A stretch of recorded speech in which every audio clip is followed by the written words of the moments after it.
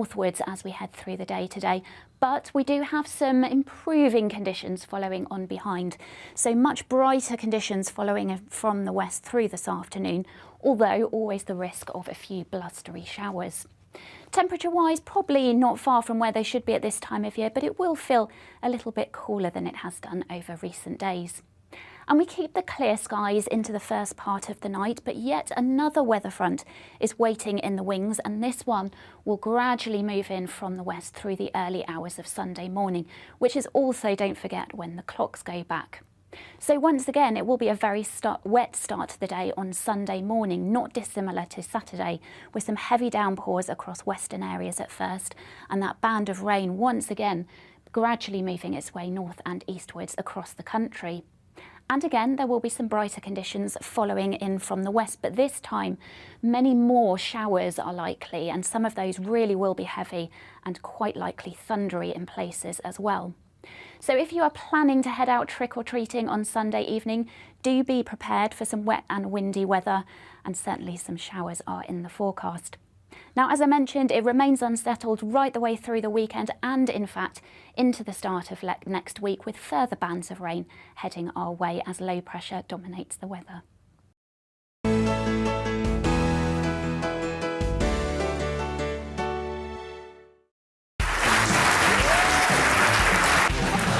My name is Andrew Doyle. Join me every Sunday evening at 7 p.m. for Free Speech Nation. This is a show where we address current affairs and news stories of the week with the help of two wonderful comedian panellists. I brought in comics because I want to give it a lighter edge, and also they work for less. See you there.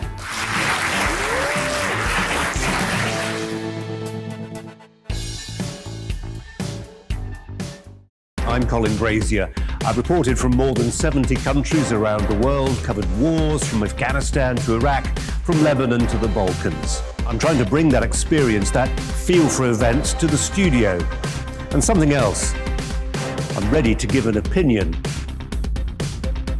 Today's stories with a spark. Brazier from 8 p.m. weekdays on GB News.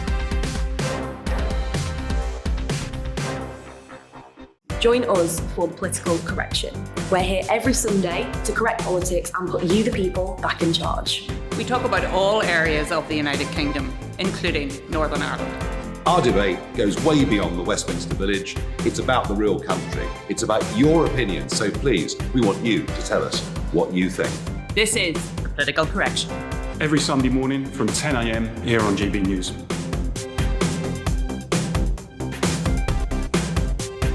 Hi, I'm Patrick Christie's. And I'm Mercy Moroki. And we're hosting a show right here on GB News, 9:30 a.m. till 12 p.m. every single weekday, called To The Point. We're going to be talking about all the big issues that matter to you at home in Britain. Absolutely, whether it's holding politicians to account, discussing what's taking place in the Channel, banging on about law and order, we're not afraid to do the absolute lot of it. Yes, and if you're thinking it, you can guarantee that we'll be saying it. Make sure you're here 9:30 a.m. till 12 p.m. every single weekday, right here on GB News for To The Point.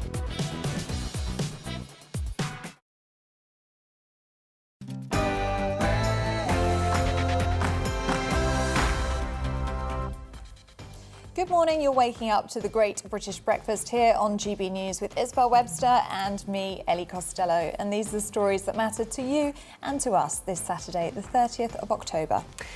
The annual G20 summit gets underway today. Leaders from the 20 countries with the largest and fastest growing economies are convening in Rome to discuss climate change, among other things.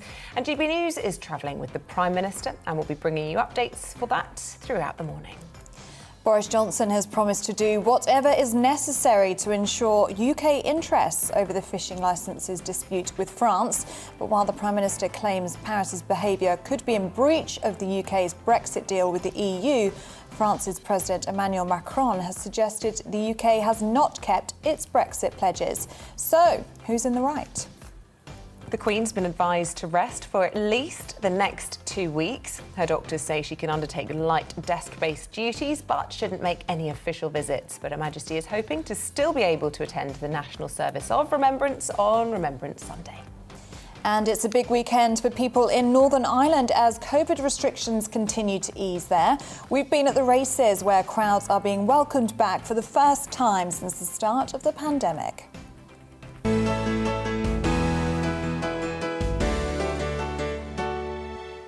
Well, a very good morning to you. The time is 9 o'clock. Over the next couple of days, we're going to see world leaders descending on the city of Glasgow as they prepare to meet for what some are saying are crucial climate talks at the COP26 event.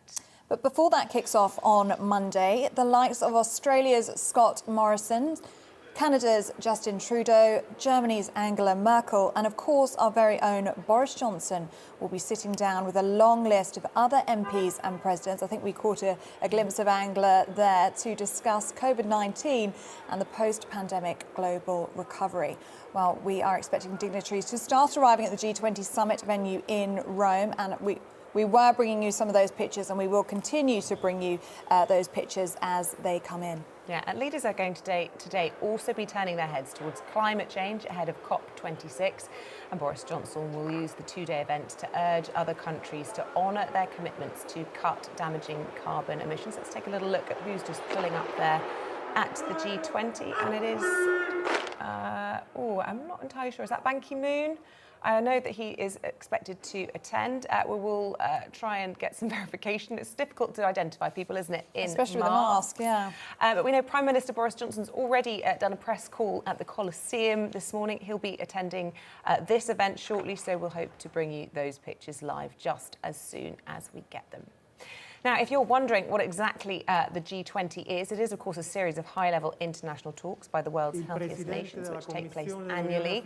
In turn, each nation gets to host the talks, and this year it is Italy in the driving seat. So last night, a string of presidential planes touched down in Rome, and our very own political editor, Darren McCaffrey, was live in Rome this morning. He sent us this report. Good morning to Rome. We're outside the Colosseum here, where the Prime Minister has actually been visiting this morning, talking to us in the media, and indeed getting some very nice pictures taken.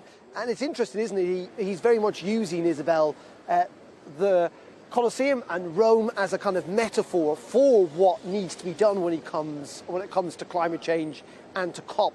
Starting, of course, tomorrow, and what he's trying to encourage leaders here at the G20 to do as well. And that is his big point, is that essentially climate change is a threat to our civilization. He argues that we've been here before with the fall of the Roman Empire, in which they thought that things would never change, that civilization would continue. And Boris Johnson's argument is that we may well feel like that in 2021, but actually climate change is a real threat to our civilization in the 21st century. His big target is to try and keep alive that target of 1.5% in terms of 1.5 degrees, in terms of global average temperatures, that they will not rise beyond that. Now, that looks very, very difficult, and the Prime Minister has admitted it is an incredibly difficult task, suggesting that if you look at it like a football game, we're halfway through and we're 5-1 down as humanity. Can we claw back in the second half? That's what he's trying to do with convincing leaders that they should commit more, that they should commit to becoming carbon neutral over the coming decades. But the big question is, Isabel, is that going to happen? Because frankly, India is not turning up to Glasgow, China is not turning up to Glasgow, Russia is not turning up to Glasgow, some of the world's biggest emitters of carbon dioxide. And that is why the Prime Minister has got a mammoth task ahead of him. And as you say, it all begins here at the G20 in Rome, where he's meeting those world leaders, trying to set the scene for that really important climate change conference. That was our political editor, Darren McCaffrey, a little bit earlier on in the show, reporting to us from Rome. He is with the Prime Minister, and we'll be crossing back to him throughout the day here on GB News. Well, the Environment, Food and Rural Affairs Committee is urging the Prime Minister to take urgent action to tackle unprecedented farm labour shortages caused by Brexit and the pandemic. The Conservative MP and chairman of the committee, Neil Parish, has written to Boris Johnson to ask for fast-track visas, more relaxed English language requirements and extended poultry worker visas. Industry representatives likewise warn that workers who've been granted visas may not arrive until too late. Well, Conservative MP Neil Parish joins us now. Good morning, Neil. Thank you so much for joining us. Paint a picture for us. Just how bad is the farm labour shortage? It is. We're probably talking about, nearly 20% need for labour, and so we've had lots of situations where there just aren't enough staff, especially a lot not only on our farms but in our processing plants, pork butchers, all of these things. And what we've found from the industry is that people naturally are offering good wages, but of course, staff are going from company to company, and of course, we are finding then shortages everywhere. And so the key now is to get more people in, train up our own people in the long run, but in the short term, let's get these visas working. Let's not worry. If you can, if you are a skilled pork butcher, I don't really think your skills in the English language are so important. You know how to cut up the pig. You know what you have to do. That can be explained to you. And so, let's be a bit more flexible, because we are seeing pigs now on farms that must be taken. Otherwise, they'll get too fat. Some of them will have to be culled on farm. There's an animal welfare issue. So all of these things are really important to act. We had some relaxation in the visa system, but it's still taking too long to get people here. You were talking about pigs. I think it's something like 8,000, tragically, that have had to be culled already on welfare grounds. And people in the sector actually saying they're genuinely frightened about the situation at the moment. But the government have come out and said they're dealing with all these things. They're fast-tracking visas. They're doing all the things that you're asking. How can they do that any faster? I think they can, like I said, I think what they can do is just not make it quite so onerous to get a visa. I think what they've done is right, but I think the situation now is the pigs are getting fatter on the farm. The pigs are overcrowding on the farm. Like I said, all animal welfare issues. We've got great pork in this country produced under very good conditions. We want to get that to be processed. We got Christmas coming. We want to see our meats in the shops. So it's a case of, farming, growing vegetables, all of those things. We need enough people to pick the vegetables. People won't plant the vegetables in this country if we haven't got the labour to pick them. And then we export our industry if we don't import our labour. So all of these things, government's going in the right direction, but like always, government can't always, and bureaucracy doesn't always work as fast as it should. And this is what we're saying in our letter. This is what we will say in our report. Basically, get on with it, because this is a real crisis. Can be solved and will be solved, I believe, provided we take the right action and also send the right message to those from Central and Eastern Europe and beyond that Britain does welcome these workers to do these particular jobs. Because I think that's one of the other problems. People are wondering whether we've sort of shut down Britain to people coming in. No, we haven't. I think Brexit was all about controlled immigration, not about stopping all immigration. Neil, it is very distressing hearing farmers talking about their fruit and vegetables rotting in the fields, and some farmers are even opening up their gates and allowing the public to come in and pick it for free. They'd rather that happen than see it rot in the fields. And those same farmers, they're calling for an expansion of the agricultural workers scheme. So it's already gone from 10,000 on that scheme in 2020 to 30,000 in 2021. They're saying it's still not enough. What do you say to that? Yes, because you see, we sort of face a perfect storm where we reckon we got about 1 million less workers in this country because, a lot of Eastern Europeans have gone home. A lot of people have decided to retire after COVID. And so, we just have a general shortage of labour. And so people don't necessarily want to go out to the farms to pick the vegetables, pick the fruit. And that is the issue. And so that's why, we will need in the short term, we will need to have more people coming in to pick, and then hopefully perhaps more students and others over a period of time will actually see these jobs. They're reasonably well paid these days. The conditions are much better. I think the trouble is, one of the problems with homegrown labour is people just don't want to do the work. Whereas I think, picking vegetables and fruit, especially if the weather's not too bad, is, not a bad occupation, hard work, but you can earn some good money. So, this is what we got to do in the long term. But in the short term, we got to keep our businesses going. We got to keep growing our fruits and vegetables because, we have got great quality. very short food miles when we're selling in this country. We're all keen naturally to have a better environment, so it's much better that we grow our vegetables, rear our livestock close to home, slaughter them and process them close to home, and then actually deliver them to our retailers and shops, because I know that's what the British public want. So I believe get this labour in and get it sorted. So the Home Office, we will get Home Office ministers before us, all being well, and we will be asking them, dare I say it, to be more liberal in the short term with the number of people coming in. So, Neil, you say get the labour in, get the pickers in, but even if the agricultural workers scheme is expanded, and you're saying that that's something that you'd like to happen, that is only limited to horticultural workers. We've still got a shortage of HGV drivers. We still have a shortage of factory workers. I mean, it's one thing getting the fruit and the vegetables out of the field, but then there's nobody to sort them, and then there's nobody to get them to the supermarket. Some would say that this scheme only goes so far. Yeah, I mean, it may well be that we need, process workers, and those that, see, people like sort of the cut up poultry, cut up pigs, they can be considered as what I would say semi-skilled and skilled labour, so they can be added to the list. So all of these things, it's not just, as you say, about agriculture workers, it's very much about the whole process. And I think we just have to accept with HGV drivers, we can probably get more licensed more quickly. We have had problems with testing and licensing because of COVID.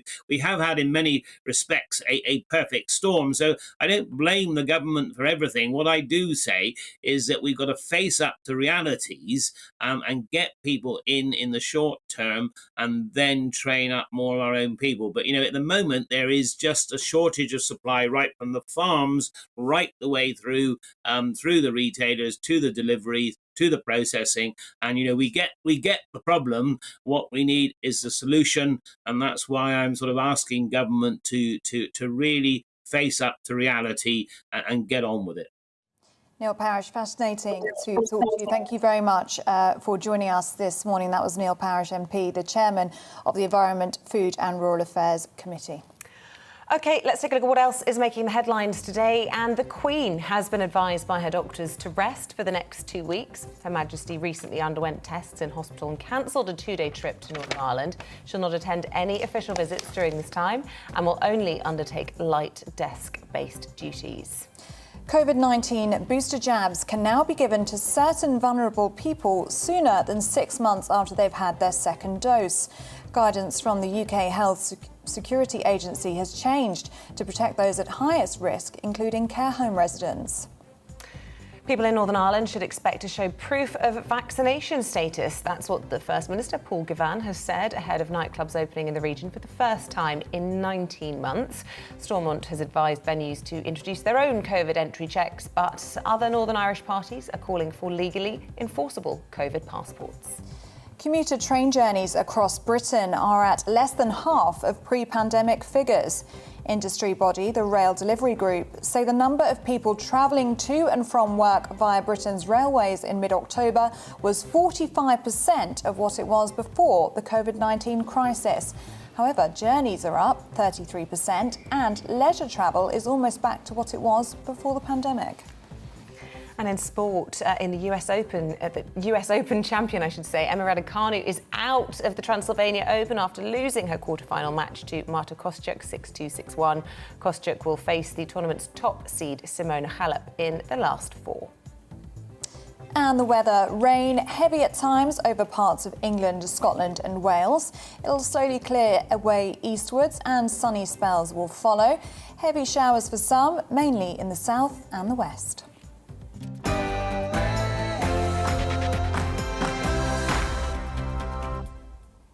French President Emmanuel Macron has appeared to suggest the UK has not kept its commitments in the withdrawal agreement.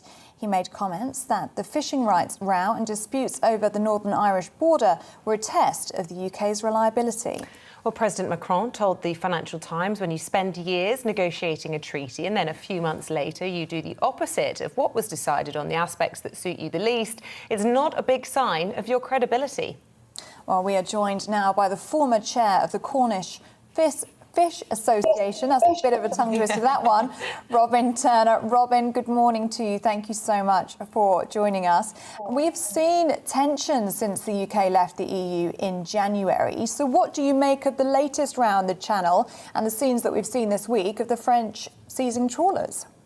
Well, it's a very interesting question, but I didn't hear most of it because your connection is pretty poor. However, if you're talking about the dispute that's there happening at present, basically it appears at the moment that the French are quite in their right. They're policing their own sovereign waters, as we have left the EU to do our own sovereign waters likewise.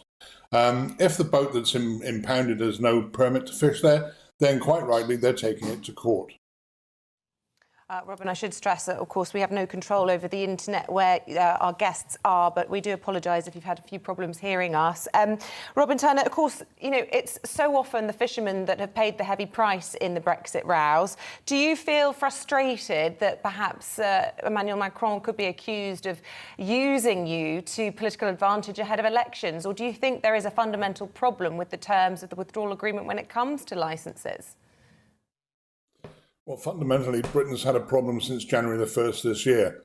For the simple reason is that it now costs approximately £400 to get a pallet of fish across into the EU from the UK. This, before January the 1st, was absolutely free, apart from the transport cost. Now, the future is looking a little bit clouded because of the threats of SPS checks being more rigorous on the French side and also on the EU side for our fish going into Europe. This will not be helped by the government's intransigent about giving very, very small boats a licence to fish in Jersey waters. What impact does this have on the Cornish fishing industry? Lots of people, when they think about fishing in Britain, will think of Cornwall. This must be really concerning fishermen down there. And of course, in the run-up to Christmas, lots of people want seafood on their Christmas dinner table. Are there concerns that this could escalate further? Well, the impacts on the Cornish fishing industry are quite large. Currently, everybody's trying their very best to maintain prices. But however, the story is very simple. Because it costs more to get the fish across to Europe now, our main market for most species of fish caught around Cornwall, we now pay more to get it over there. And the only people who end up paying for that will be the fishermen themselves, because the merchants and the middlemen and also the marketeers will not be paying that price at the end of the day. So, for example, if fish is worth £14 a kilo in France, it'll probably be making around about £10 to £12 a kilo in the UK. And the rest will be made up with transport, packaging and customs duties. So all of this, the background to all of this, of course, is the timing. You know, this row escalating just as the world descends, or the G20 leaders anyway, are descending on Rome. Among them, Emmanuel Macron and President Boris Johnson. They're allegedly going to be having a brush past.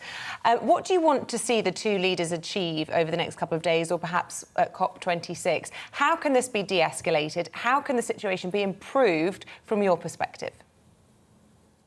Well, it's very interesting. Government can help in lots of ways. For example, either joining an EEA and getting a trade agreement that actually works between us and the EU, not the one which we have at present, which basically is fraught with problems with Northern Ireland, etc., etc. SPS checks will not help our cause one iota, the cost of which can go up next week if it takes longer to physically check imports into the EU. The cost will be exorbitant for the exporter. Therefore, the marketplace will now suffer because of that. And if it means it suffers too much, boats will have to tie up and fishermen will not fish and therefore will not earn money. What do you make of Lord Frost, reportedly, of course, the Brexit minister? He's allegedly considering making life harder for other European vessels in order to put pressure on Paris in retaliation. Would that be something that you'd welcome? Well, Lord Frost, unfortunately, is a very, deceptive man when it comes to negotiations. I don't think the UK have played a very honest part in this from January the 1st onwards. Having been to France twice in the last month on business, I see that basically most of France, most of Europe are actually disregarding what the UK says now, because basically none of it has been based on truth. Is it a case of patience, as in 2026 EU fishing boats can be excluded entirely from fishing in UK waters? Do we just need to sit tight? Well, they agreed this entirely. And basically, Lord Frost signed up to this, and so did the British government, signed up to this agreement in the first place. Now they haven't honoured it. There's obviously discontent on the other side. My main aim in this is to keep British fishermen fishing and their incomes as high as they can possibly be. This will not be achieved by governments intransigence and also lack of honesty. OK, Robin, it was really good of you to join us this morning. Thank you very much, Robin Turner, former chair of the Cornish Fish Association. Good to have you on the programme this morning. Stay with us here on the Great British Breakfast. After the break, a Peace Fund chief is warning of growing alienation and further violence in Northern Ireland over the consequences of the Brexit withdrawal agreement. Also discussing that with him. But first, here's your forecast. Good morning. Unsettled is the theme for this weekend. After some exceptionally wet weather over recent days, we have further warnings for heavy rain in the forecast. And the reason things are quite so unsettled, this large area of low pressure has been sweeping weather fronts across the country in from the Atlantic, and some of those have been slow moving and some of those have been giving some really intense downpours. And this morning is no exception. Already some really heavy downpours have been affecting western and central areas. This weather front will continue to track its way east and northwards as we head through the day today. But we do have some improving conditions following on behind. So much brighter conditions following from the west through this afternoon, although always the risk of a few blustery showers. Temperature-wise, probably not far from where they should be at this time of year, but it will feel a little bit cooler than it has done over recent days. And we keep the clear skies into the first part of the night, but yet another weather front is waiting in the wings, and this one will gradually move in from the west through the early hours of Sunday morning, which is also, don't forget, when the clocks go back. So once again, it will be a very wet start to the day on Sunday morning, not dissimilar to Saturday, with some heavy downpours across western areas at first, and that band of rain once again gradually moving its way north and eastwards across the country. And again, there will be some brighter conditions following in from the west, but this time many more showers are likely, and some of those really will be heavy and quite likely thundery in places as well. So if you are planning to head out trick-or-treating on Sunday evening, do be prepared for some wet and windy weather, and certainly some showers are in the forecast. Now, as I mentioned, it remains unsettled right the way through the weekend and, in fact, into the start of next week, with further bands of rain heading our way as low pressure dominates the weather.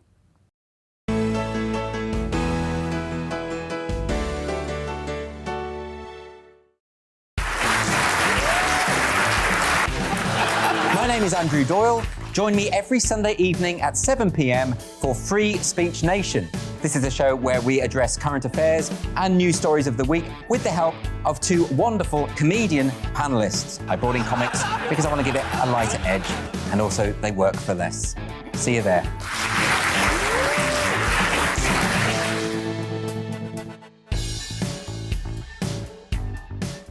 I'm Colin Brazier. I've reported from more than 70 countries around the world, covered wars from Afghanistan to Iraq, from Lebanon to the Balkans. I'm trying to bring that experience, that feel for events, to the studio.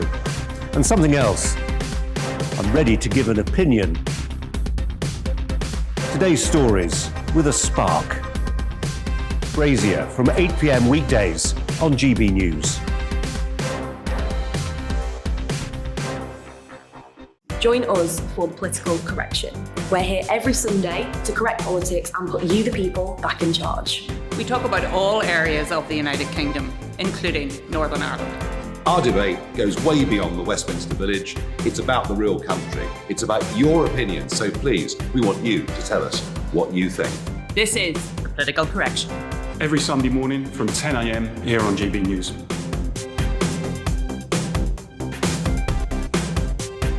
Hi, I'm Patrick Christie's. And I'm Mercy Moroki. And we're hosting a show right here on GB News, 9:30 a.m. till 12 p.m. every single weekday. Call to the point. We're going to be talking about all the big issues that matter to you at home in Britain. Absolutely, whether it's holding politicians to account, discussing what's taking place in the channel, banging on about law and order, we're not afraid to do the absolute lot of it. Yes, and if you're thinking it, you can guarantee that we'll be saying it. Make sure you're here 9:30 a.m. till 12 p.m. every single weekday right here on GB News for To The Point.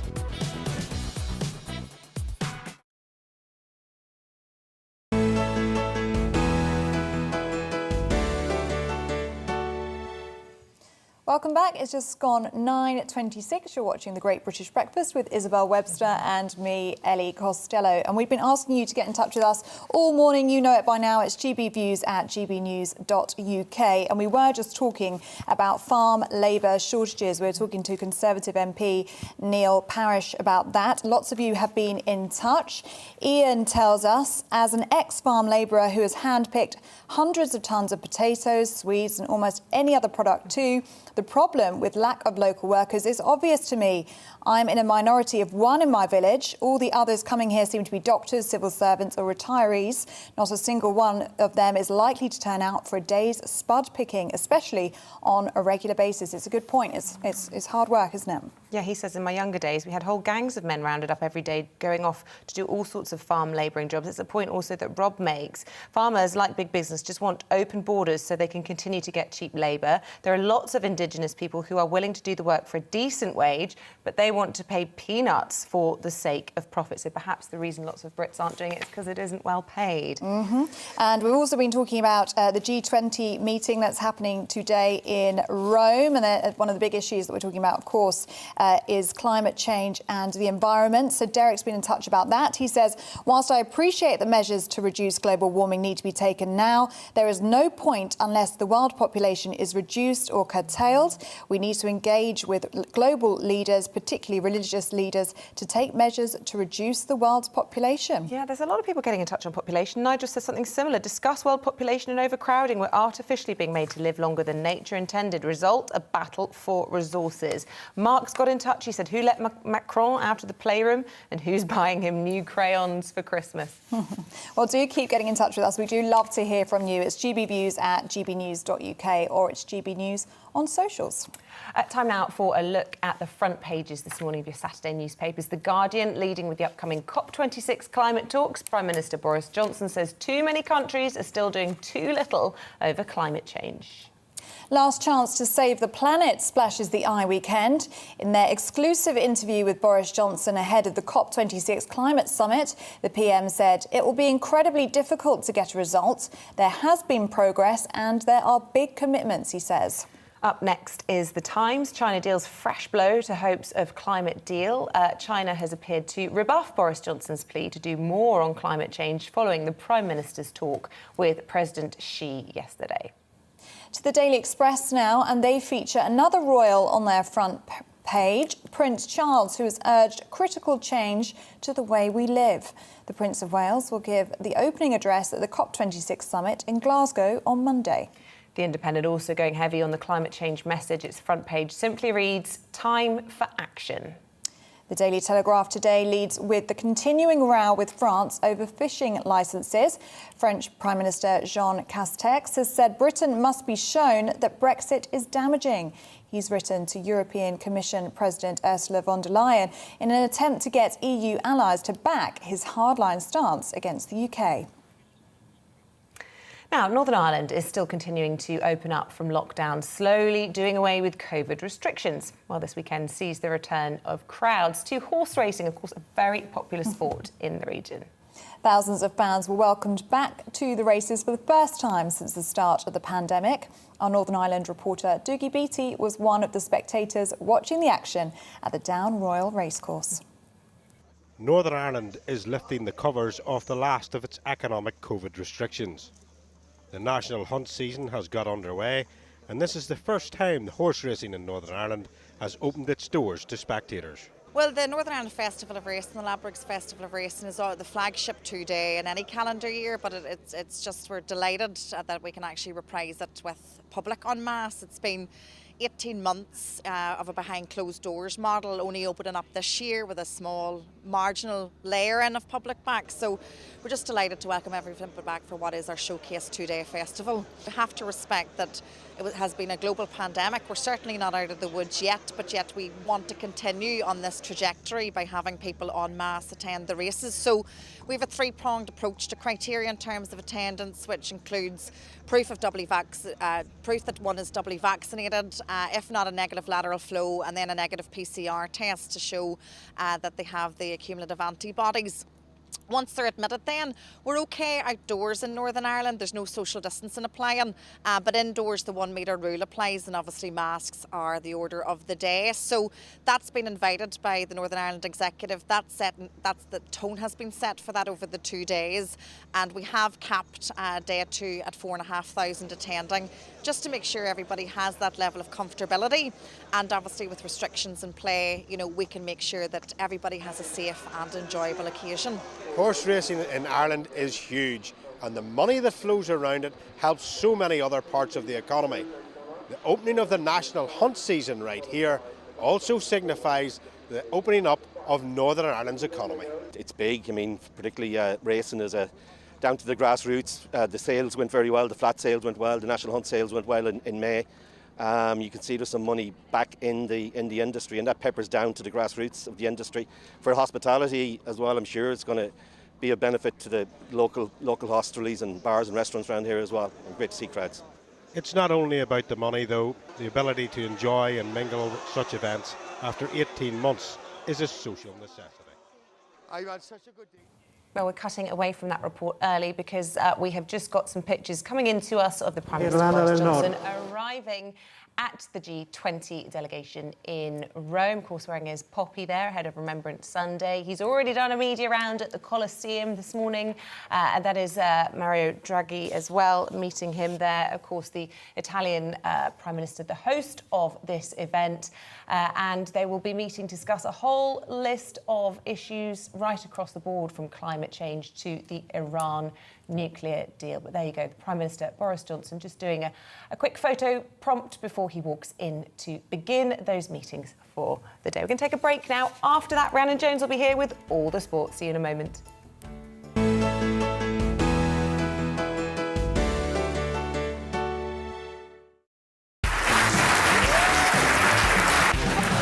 My name is Andrew Doyle. Join me every Sunday evening at 7 p.m. for Free Speech Nation. This is a show where we address current affairs and news stories of the week with the help of two wonderful comedian panellists. I brought in comics because I want to give it a lighter edge, and also they work for less. See you there.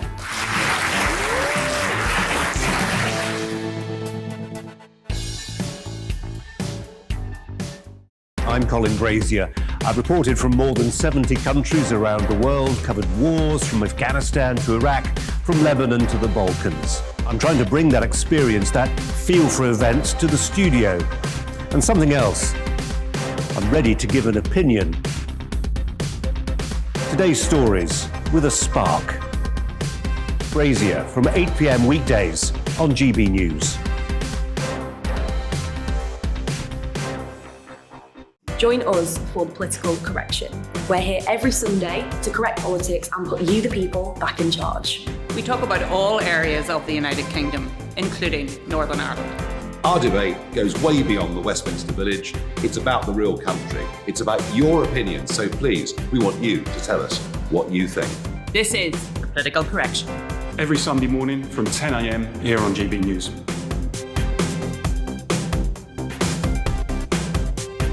Hi, I'm Patrick Christie's. And I'm Mercy Moroki. And we're hosting a show right here on GB News, 9:30 a.m. till 12 p.m. every single weekday. Call to the point. We're going to be talking about all the big issues that matter to you at home in Britain. Absolutely, whether it's holding politicians to account, discussing what's taking place in the Channel, banging on about law and order, we're not afraid to do the absolute lot of it. Yes, and if you're thinking it, you can guarantee that we'll be saying it. Make sure you're here 9:30 a.m. till 12 p.m. every single weekday right here on GB News for To The Point.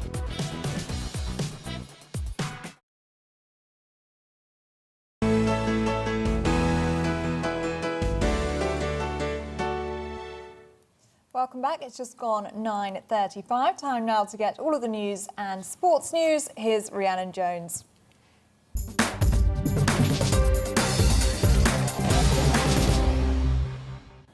Thanks, Ali. We start with rugby, and New Zealand-born Gareth Anscombe will make his first Wales start since 2019 when they face the All Blacks in Cardiff later. Wales head coach Wayne Pivac also faces his home country, and a particularly special game for him as his family, who he's not seen for the last few years, well, they'll be watching. It honestly feels like home here because I can't get into the other country. So for me, we've been here for 2 years now. You don't see your family, haven't seen them for 2 years. So I know they'll be supporting and they'll be watching, of course they will. But I guess with me doing the role I'm doing, there's a lot of friends and family back there and a lot around the globe that are supporting Wales now. So, look, we just want to do well for people in Wales and people from outside of Wales that are supporting us. And joining us now to discuss the match in more detail is former Wales winger Shane Williams, who was capped 87 times and was also awarded an MBE in 2012. It's an absolute pleasure to have you on, Shane. Very good morning to you. Morning. Now, you enjoyed one of the best games of your career against New Zealand at the 2003 World Cup. What's it take when you're up against the All Blacks? Yeah, you've got to be on top of your game, to be completely honest with you. It's such a skillful outfit, and the fact, especially for a Welshman, we haven't beaten them in 68 years, so that's not a bad record for the All Blacks. And I think you've just got to concentrate for 80 minutes. They've got such depth in their squad. Some of the best players in the world, current players in the world, are in that squad and playing today. And for Wales, it's just to go out there, leave nothing in the tank for 80 minutes, play to the best of your ability, and you've got a chance of beating the All Blacks, but it's a big ask today for the boys. It is a big ask, in particular because Wales are missing key players and the All Blacks are on fire, aren't they? They are. For any international team to put 100 points on another international team is some doing. The fact that they won the Rugby Championship, all their stats were through the roof, thoroughly deserved that. Like I said earlier, the squad in which they have. However, for the Welsh lads, it's a challenge. I think they know, and we know as spectators now, that we're playing the best team in the world. We're at home. We're at the Principality Stadium. We've got full capacity there. Friends and family are allowed to come, which is brilliant for some of these players who haven't even had their mums and dads watching them in their international jerseys. And it's going to be a fantastic occasion and day. The problem with that as well is the All Blacks enjoy playing in Cardiff. Having spoke to Richie McCaw and Dan Carter and those kind of lads, this is one of their favourite stadiums in the world and one of their favourite cities to tour. So that's probably why we get the best out of them in Cardiff. So it's a big, big game today. It's going to be thoroughly enjoyable. I'm sure there will be tries. I'm just hoping the Welsh lads can do the business. As am I, Shane, as am I. Nobody's giving Wales a chance, but Wayne Pivac's last 12 months in charge have been pretty impressive, including a Six Nations title. Could he be the coach to finally break the hoodoo? Look, I'm a big fan of Wayne Pivac and Stephen Jones and the rest of the squad. I was a big fan of him when he was at the Scarlets. He played an open, expansive game of rugby, very exciting to watch. And that's probably the reason he got the Welsh job, along with Stephen Jones. They work very well together. He's a very confident coach.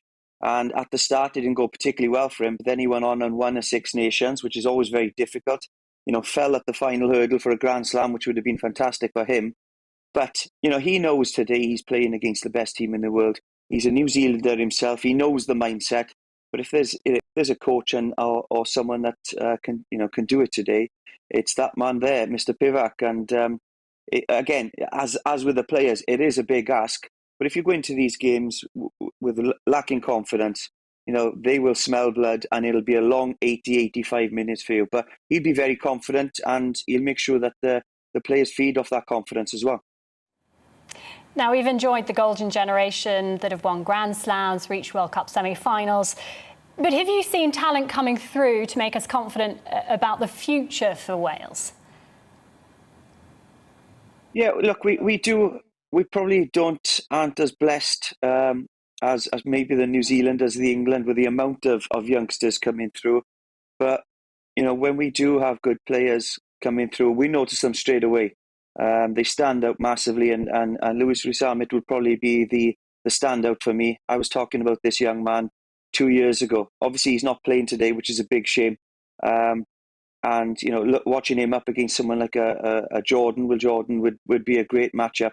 Get Tain Basham playing on the open side flanker today. Hasn't really had much time for Wales, but he's an up-and-coming player. So we do have these players coming through. Probably need them to come through a little bit quicker. With the likes of Alan Wynne and Ken Owens and these players and Jonathan Davis. I hope they don't mind me saying, but at the twilight of their careers, we need the youngsters to come through now. But we always do find that special talent, and certainly could do with that bit of magic today, to be honest with you. And you mentioned Alan Wynne there. How much longer can we hope to enjoy him playing rugby?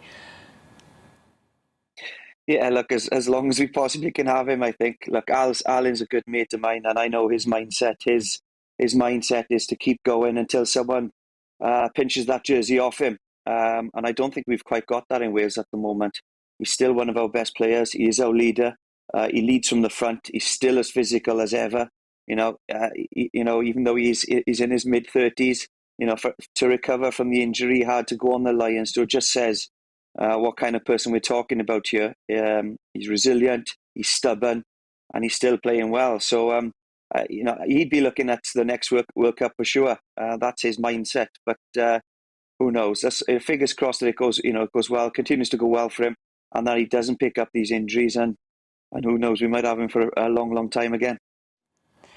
Is hoping. Now, from one rugby legend to another, Beauden Barrett becomes New Zealand's, I think it's 11th Rugby Union Test centurion. An incredible achievement. Just how good is he? He's scarily good. I'm obviously very worried about this man today as a Welshman. The fact that what he's done, several individual World Player of the Years as well, IRB, to do that is no easy feat. Only the likes of McCaw and Dan Carter are able to do that as well. And again, all Kiwis themselves, they've just got this mindset that they work hard on the field, they work hard in their training, put the extra hours in, and it all comes to fruition on the field. And he's an incredible talent. I love watching this guy play. I also enjoy watching both his other players, brothers playing as well, that are in that New Zealand squad and team. His brothers, obviously, Barrett playing at 15. They're just such exceptional talents, and to be that good and to have 100 caps for a team like New Zealand who just bring these players off that conveyor belt. You got Munga as well at 10 that they're competing for that jersey as well. It's just incredible, and I think these players get better and better the older they get as well, which is absolutely frightening. And I look at the squad and the team that they have on the field today. There's about 10 of those players that are probably the best players in the world at the moment, and he's at the top of that table. So what a talent! But they've got a few Beauden Barretts on that field today, which is a big worry for the Welsh team. Yes, as you say, frightening indeed. Now, Scotland play Tonga later. Fair to say this one's somewhat of a warm-up game before the next three: Australia, South Africa and Japan. But what are you expecting from that game, just briefly, please? Yeah, Scotland are a national team that have improved a lot. They've got some fantastic players individually in that squad. So even though it's great to have a test, and sometimes it's better to play the teams that what you're expected to win against first of all, which isn't the case for Wales today. So yeah, I see Scotland beating Tonga, but Tonga also have some great individual players that love to throw the ball around and score tries. So it'll be a good game. And tomorrow, talking of good games, sees England women take on New Zealand. If you've never watched women's rugby before, now is the time to tune in, isn't it? Yeah, it is. You've got the two best international teams going head to head, both World Cup winners. Again, some fantastic talent within the ranks. I couldn't honestly call this game, and that's what's great about these games. This game will go for the full 80 minutes. Both teams have scalped each other over the years as well. And with the women's rugby, it's ferocious. There's going to be some real big hits in these games. Some lovely tries scored, I'm sure. So it's a good one to watch. Shane, what did that, and enjoy the game if you can. Yeah. A busy day in the Premier League. 7 games today, but the big one takes place in North London this evening as Ole Gunnar Solskjaer's Manchester United take on Tottenham Hotspur. They'll be hoping to bounce back from their heavy defeat to Liverpool last weekend. Spurs head coach Nuno Espirito Santo was asked if his side could exploit the situation at United. We'll have a plan. We'll prepare it. We have a training session, and then you have a minute and a meeting, and we have a plan. And we'll try to reproduce that plan. But like I say, and respect what I'm trying to say to you, I will not mention anything regarding the situation of our opponents. We look at them as a football team. I think the man's got a plan. The top three are all in action at 3. Liverpool are at home to Brighton and Manchester City host Crystal Palace. They're both chasing leaders Chelsea, who are away at Newcastle, and at lunchtime Arsenal, who are unbeaten in their last 8, face Leicester City, who haven't lost since September. In Scotland, Celtic have the chance to go top of the league for the first time in a year as they welcome Livingston to Parkhead. They meet at 3. Current leaders Rangers are in action tomorrow against Motherwell. Hearts are away to Aberdeen. Dundee United are at home to St Johnstone. England also meet Australia in the T20 Cricket World Cup this afternoon. And that's all the sport we have for you, but we'll be back tomorrow at the same time. We'll see you then.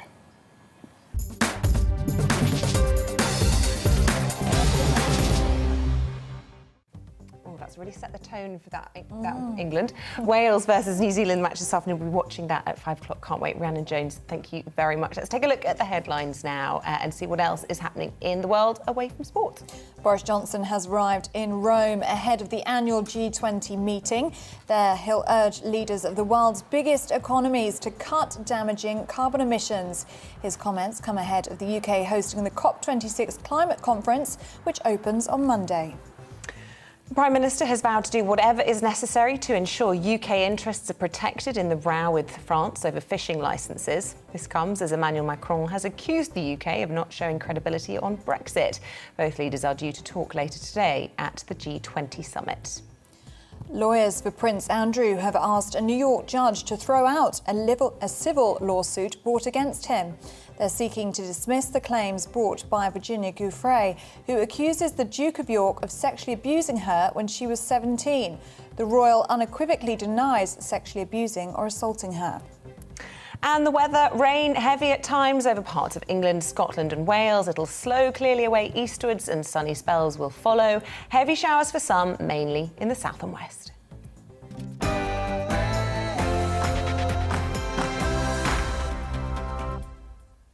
Now, as the UK continues its transition to a non-EU state, the discontent surrounding Brexit continues. The Northern Ireland Peace Fund chief has now warned that the government and public alike could risk seeing violence breaking out in areas due to Brexit. Paddy Hart said it's impossible to rule future disorder out in Northern Ireland.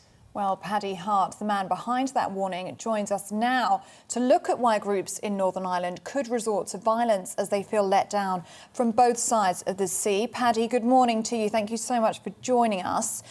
Describe that feeling in Northern Ireland right now and paint a picture, if you can, about that sense of alienation that you warn about after Brexit and the pandemic. I think it's important that your viewers know that Northern Ireland has gone through over 2 generations of quite appalling violence. It is quite a traumatised, quite a divided society. You have deep hurt, deep wounds that have been taken a long time to resolve. So that's your context. I mean, some figures. Northern Ireland has the highest recorded incidence of post-traumatic stress disorder in the world. Almost 20,000 people have mental health related mental health issues. At the moment, the common ground in Northern Ireland is the smallest it's been in 15 years. The alienation can be measured by the fact that 75% of people in Northern Ireland do not believe that they have any impact on decisions that affect them. That's a long-term proposition. Where we find ourselves at the moment, Brexit, while everyone anticipated that it would have certain challenges, we didn't anticipate just the depth of the challenges that have appeared. Uncertainty is always a difficult thing to deal with in Northern Ireland. The protocol has also brought forward challenges to issues of identity. Some communities feel that it's a threat to the union. Other communities feel that it's an opportunity for United Ireland. It's quite binary. We have noticed alarmingly increasing levels of recruitment into paramilitaries organisations.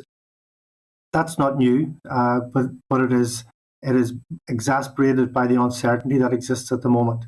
And I suppose it's important to make clear that when Brexit and the protocol are sorted out, we will still be dealing with trauma that was caused by over 2 generations of quite appalling violence. And I think your viewers need to understand that Northern Ireland is a very fragile society, and it needs our very urgent attention in terms of reconciliation, and it's a very long-term journey. Yeah, look, really alarming to hear you describe the sort of rise of paramilitary groups on both sides of this. Look, we saw a flare-up, didn't we, earlier in the year in April, and yet we also saw, I suppose, looking at the positive spin on it, was how successfully they managed to control it, to de-escalate the situation. So there is goodwill there, is what I'm trying to say. How hopeful are you that that will be enough to hold those lines during what is likely to be a continued difficult period? Actually, that's something that's not said enough, that while there is a deep reservoir of hurt, there's a huge bank of goodwill and hope. We're 23 years after the Good Friday Agreement, Belfast Agreement.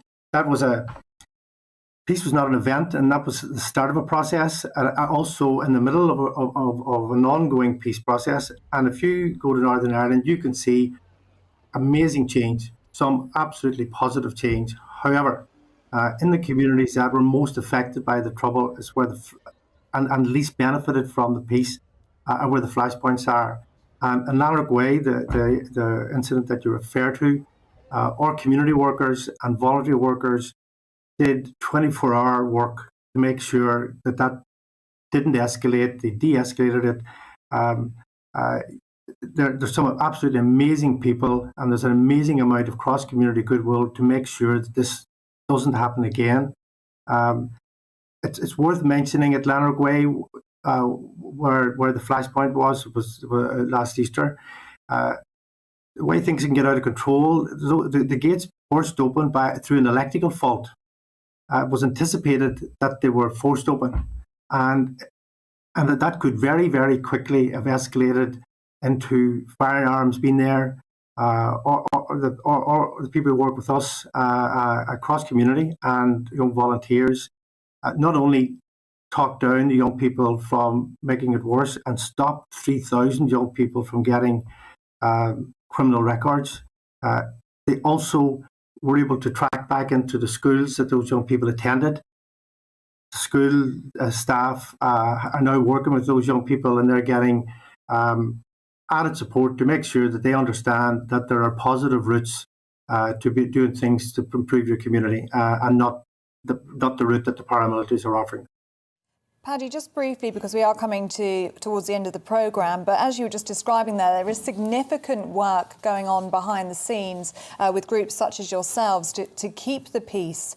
But surely there's only so long that society can expect volunteers and community workers to continue to do this.